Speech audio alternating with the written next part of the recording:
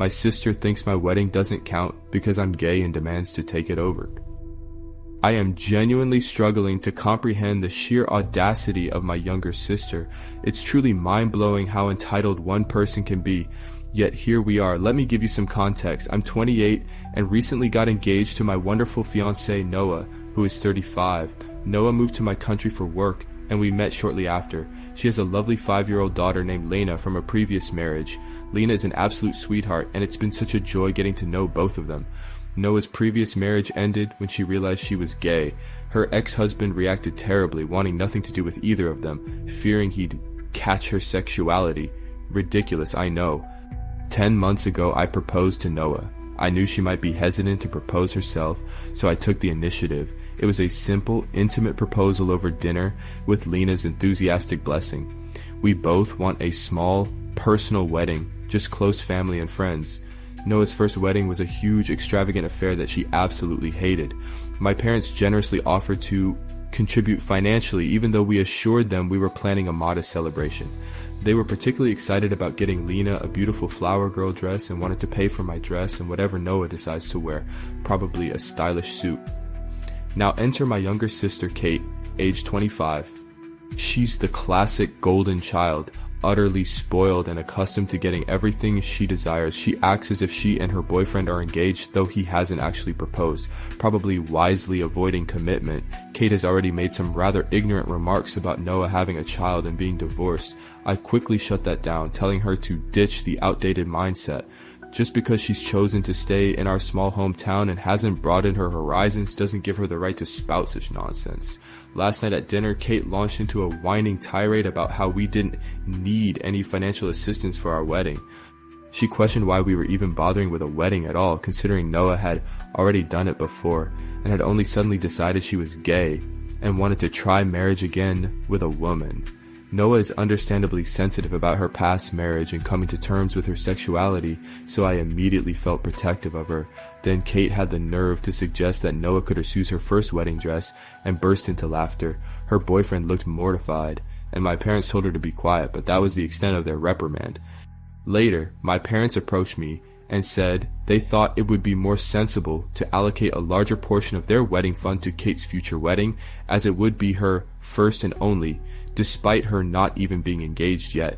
They completely disregarded the fact that this is my first marriage too. I was utterly disgusted. I told them to keep every penny of their money. It was clearly tainted and unwelcome if it came with the side of shaming my future wife and stepdaughter. We are perfectly capable of funding our own wedding. Thank you very much. It struck me, although my parents have never shown any outward homophobia and were supportive when I came out as bi, I can't help but wonder if a small part of them believes a straight wedding is inherently more deserving of financial support than a gay one. To clarify, Kate explicitly asked for the majority of the money they had offered us to be redirected and saved for her future wedding, and my parents agreed to this arrangement. I never even asked for their money in the first place. Adding insult to injury, Kate also questioned why we even needed a reception if there wasn't going to be a bride and groom in the traditional sense, implying that a gay wedding shouldn't be considered a normal wedding. So yes, she definitely doesn't think our wedding is as important or valid as a straight one. Finally, a happy update. Thank you all so much for your kind words and well wishes. We are in Ireland and actually got married last night. It was a beautiful, intimate ceremony with Lena looking adorable in her flower girl dress, and thankfully without my parents or sister present.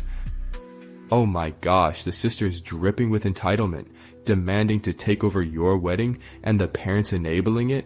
Hit subscribe if you've dealt with family drama like this. Entitled middle-aged woman steals expecting mother's parking, then accuses me of being the entitled one. You guys are not going to believe the level of entitlement I encountered yesterday at my local grocery store, Loblaws. For those not familiar, in Canada, many grocery stores have designated expectant mothers parking spaces.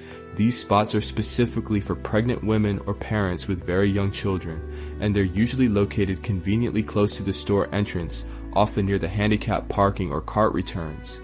So yesterday, I was about 7 months pregnant. Very visibly pregnant, might I add, and I was pulling into the parking lot behind a Lexus. I saw an expectant mother spot open and was planning to park there. But lo and behold, the Lexus in front of me swooped right in and took the spot. Initially, I just shrugged it off and parked a few spaces down. I figured maybe they had a baby seat or something, you never know. As I was walking towards the store entrance, the woman who had parked the Lexus, I guess she was in her mid-60s, saw me, took one look at my very obvious baby bump, and said, dripping with sarcasm, "Oh, I'm so sorry, I didn't realize," and then proceeded to laugh right in my face. Now, pregnancy hormones are a wild ride, and maybe I overreacted, but I was instantly annoyed by her blatant lack of genuine remorse. So I responded, probably more sharply than necessary, with, "You're obviously not that sorry since you parked in a spot you shouldn't have." And that's when the real Karen emerged. She stormed right up to me, getting uncomfortably close, like within a foot, and started screaming at me, "Feet, you're not entitled to this spot."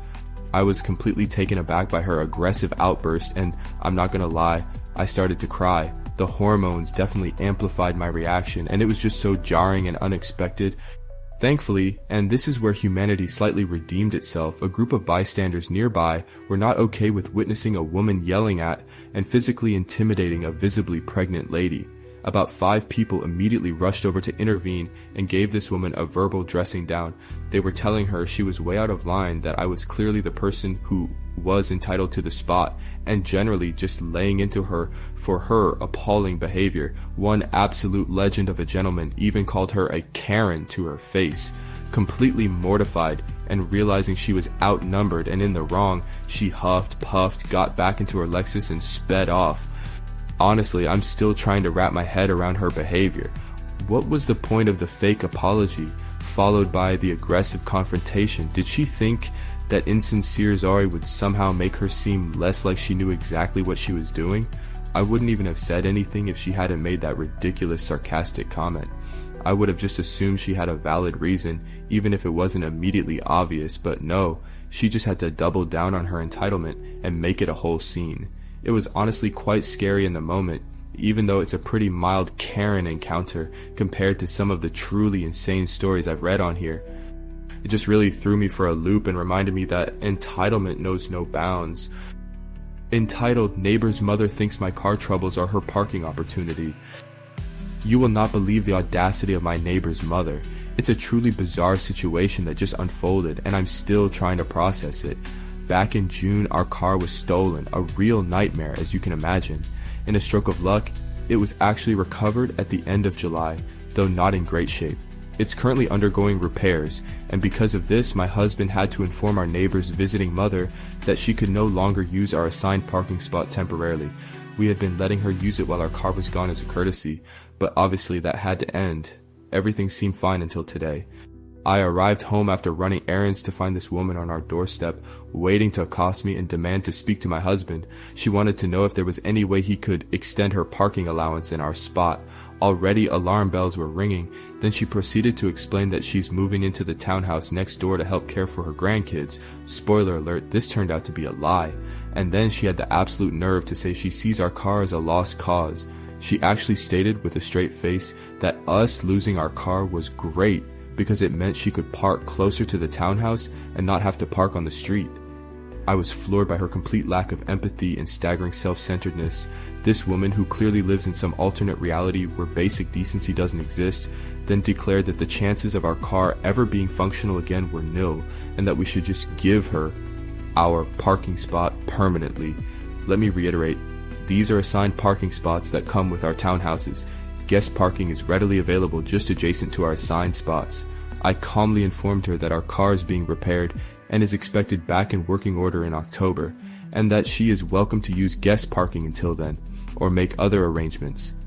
This reasonable explanation was apparently lost on her. She insisted she wouldn't speak to my husband directly, cowardly much, and would simply take our spot whenever she pleased, regardless of whether our car was working or not.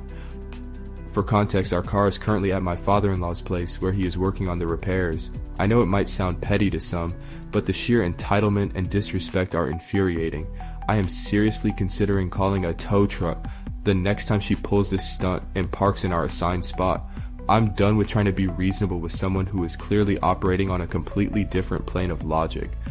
Update: the neighbor, who is her son, has thankfully gotten involved and, to my immense relief, has completely sided with us on this matter. He has told his mother point blank to park in the guest parking spots from now on, or not to come over at all. And as suspected, she was lying about moving in. What a surprise. So I have been given the green light from the son to call a tow truck if she dares to park in our spot again. On a slightly positive note, we did have someone else park in our spot briefly the other day, but at least they had the common courtesy to knock on our door and ask if it was okay first. He was part of a home inspection for a neighbor who was selling their townhouse and was only there for about 20 minutes. A stark contrast to the entitled parking thief we're dealing with. Did she really say your car troubles were great for her parking? The level of self-absorption is honestly astounding. Some people, wow. My former landlord thinks he's entitled to the washer and dryer I paid for. I originally shared this story elsewhere, but someone suggested it might be a perfect fit for this subreddit. So here it is, my tale of landlord entitlement. For the past 2 years, I, a 25-year-old male, lived in a small apartment building. When I moved in, the building itself didn't have a communal laundry room. However, my apartment did have the necessary hookups for a washer and dryer. Given my job working at a wildlife sanctuary, which often involves getting incredibly dirty, think mud, grass stains, and general animal-related grime, having laundry in unit was essential, so I went out and purchased my own washer and dryer set. Just the other day, for example, I had to engage in a bit of a wrestling match with one of our mischievous wild boars, Bacon. Hilariously, he came with the name. Bacon has a penchant for escaping his enclosure and seems to find it immensely entertaining to play chase. This particular incident left me completely covered in mud and grass, a testament to why laundry appliances are a necessity in my life. Recently, my boyfriend and I got engaged, which is wonderful news. Since my lease was expiring, I decided to move into his house. Yesterday, I finished moving all of my belongings out of my old apartment. It didn't even cross my mind to not take my washer and dryer with me, as they were, after all, items I had personally purchased. My boyfriend does own a washer and dryer, but they are quite old, prone to breakdowns, and have become incredibly expensive to keep repairing. This morning I woke up to a barrage of missed calls from my old landlord. I had thoughtfully left him my phone number and new address in case any mail happened to be delivered to my former apartment. I returned his call and he immediately launched into a tirade, demanding to know why the washer and dryer were missing. I explained calmly that I had taken them with me when I moved out.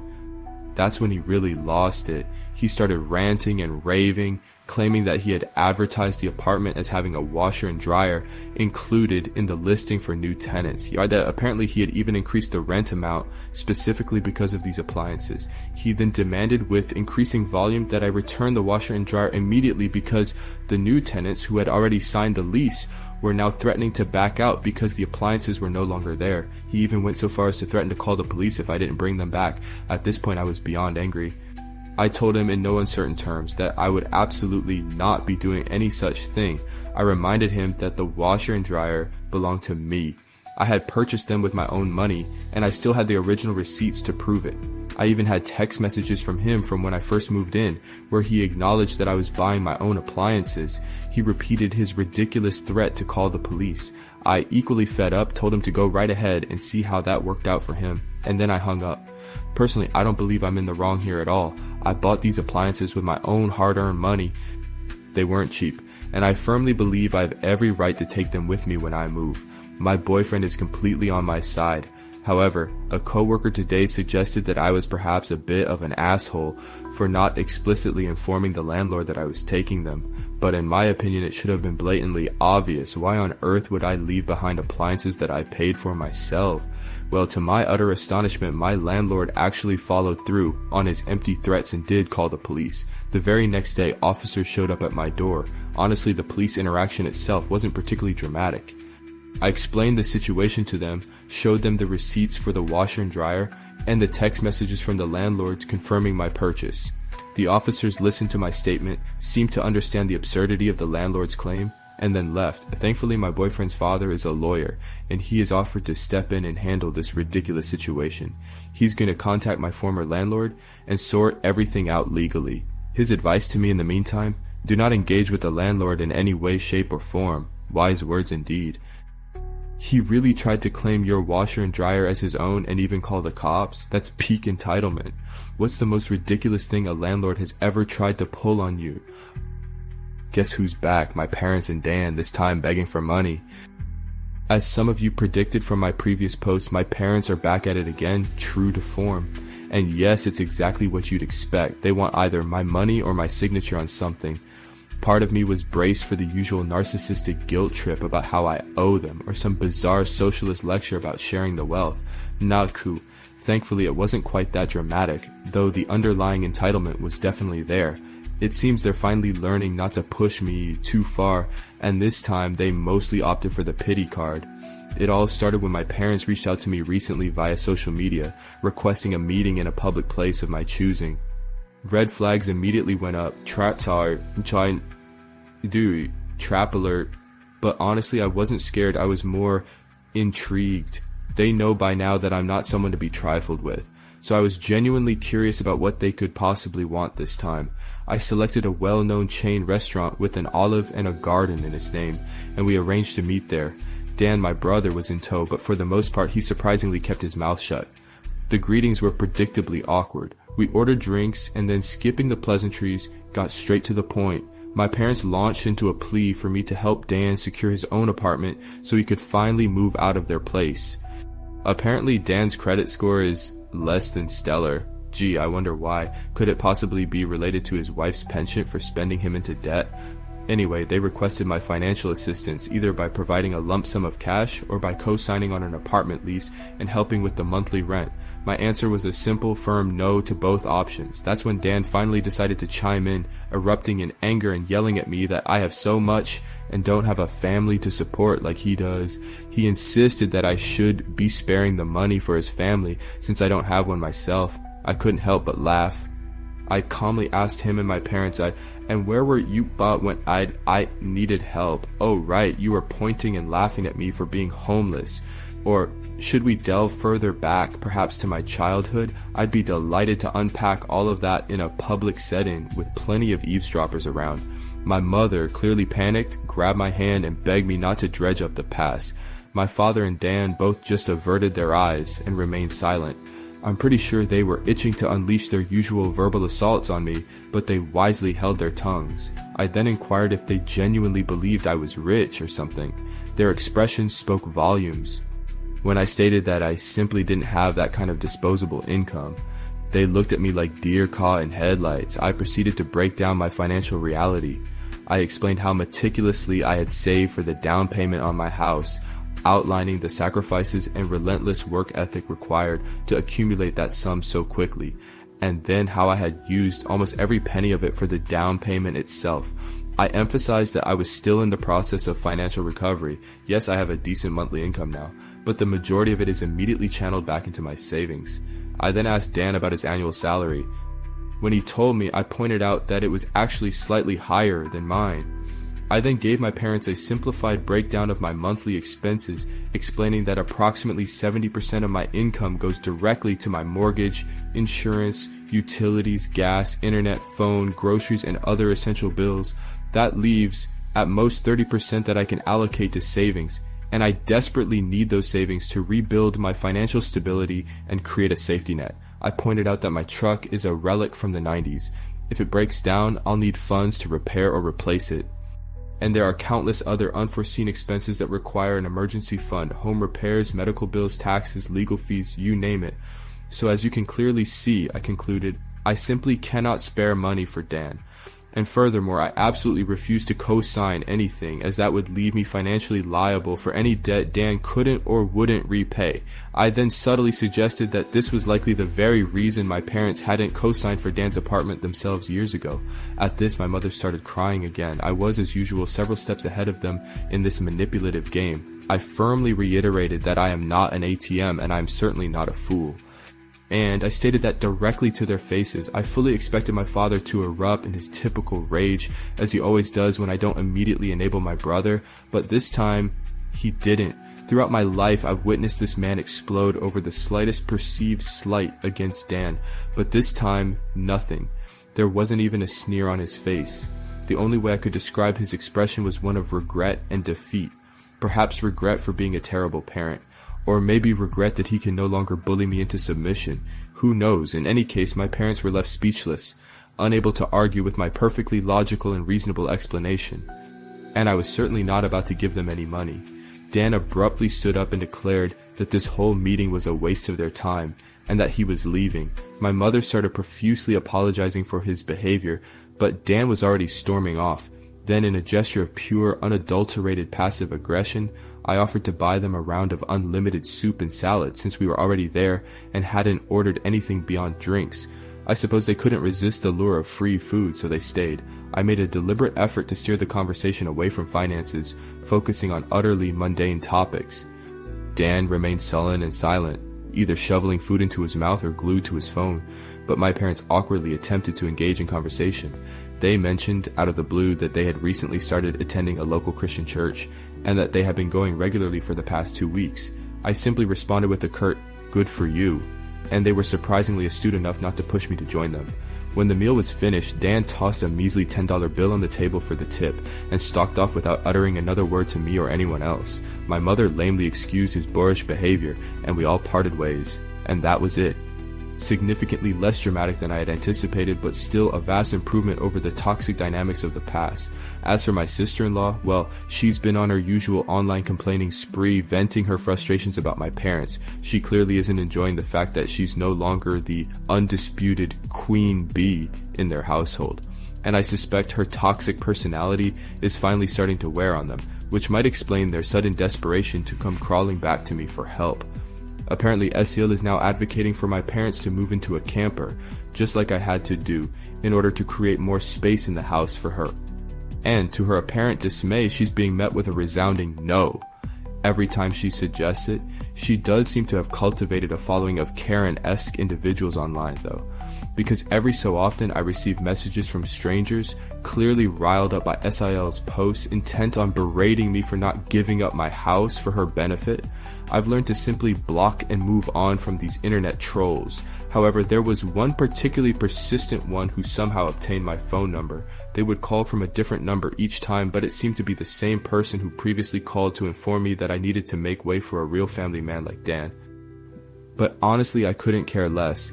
The calls, however, seemed to have dwindled, if not stopped entirely.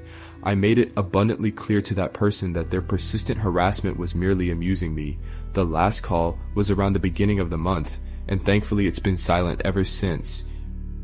They are back begging again? Predictable entitlement. Family, always something. Subscribe for more drama. What is your family's thing? Tell me below. Have a good day.